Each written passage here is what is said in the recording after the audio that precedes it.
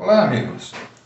Nós vimos no vídeo passado a respeito da estratégia de Satanás para destruir a vida do cristão. E a primeira estratégia que nós analisamos foi a questão das tentações, a concupiscência da carne.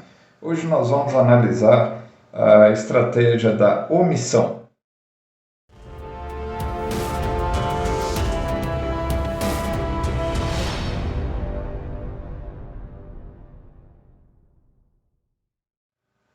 Bem, dentro dessa estratégia da omissão, a gente pode recordar uma passagem da parábola do semeador citada pelo próprio Senhor Jesus.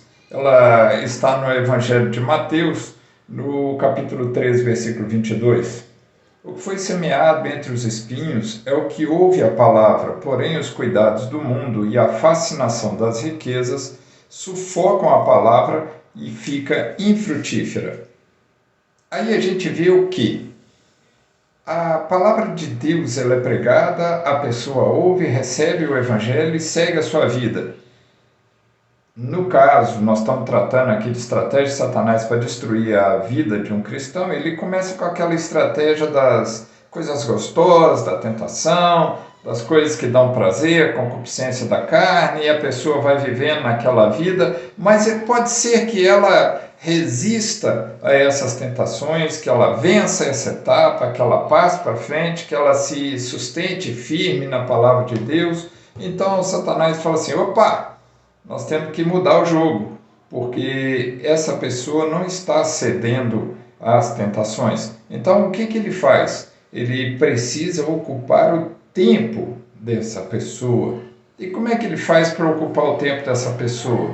Com preocupações, com problemas, com compromissos. É muito importante que essa pessoa não tenha tempo a perder com os problemas alheios, particularmente os problemas espirituais alheios. Então, a rotina, o estresse, os sonhos ocupam o tempo e a mente daquela pessoa todo o tempo. Ele providencia para que isso aconteça. A pessoa passa a pensar nas suas necessidades pessoais, de ser, de ter, de conquistar. Isso consome dele tempo, consome dele energia, consome dessa pessoa esforço. E essa é uma das ferramentas usadas nessa fase, mas a principal ferramenta que ele usa nessa fase é a depressão. A pessoa então ela se fecha, ela fica limitada em si mesma, ela não olha em volta. Isso caracteriza então uma vida egocêntrica, não uma vida em comunhão ou em comunidade. Assim a pessoa se furta de trabalhar. Nessa maturidade cristã que ele adquire, que ele consegue vencer as fraquezas da tentação, as fraquezas da carne, ele passa para frente. Mas Satanás fala assim, vamos alterar essa estratégia, mas não abandona a estratégia anterior. Ele jamais abandona. Assim como ele vai provocar situações que deixam a pessoa estressada, consuma o tempo, consuma a atenção, consuma os sonhos, consuma os pensamentos, consuma aquela pessoa por inteira, ele ainda mantém a estratégia anterior de ofertar aquelas concupiscências, aqueles prazeres, aquele pecadinho gostoso, aquele íntimo que a pessoa tem, guarda só para si. E a pressão de Satanás sobre esse cristão vai aumentar.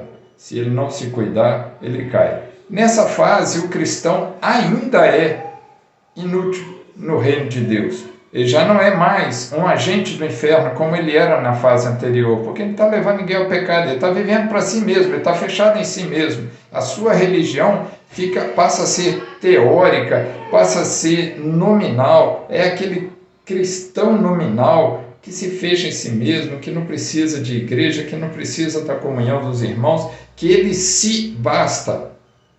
E nisso, Satanás vai apagando essa pessoa. Por isso que a parábola que Jesus citou, ele fala que os cuidados do mundo, a fascinação das riquezas, sufocam a palavra nessa pessoa. Qual a luta para a gente vencer essa etapa? Bem, amor ao próximo e trabalho na obra de Deus. Esse é o remédio. Nós podemos ver lá na carta de Tiago, no capítulo 1, versículos 22 a 25, leamos.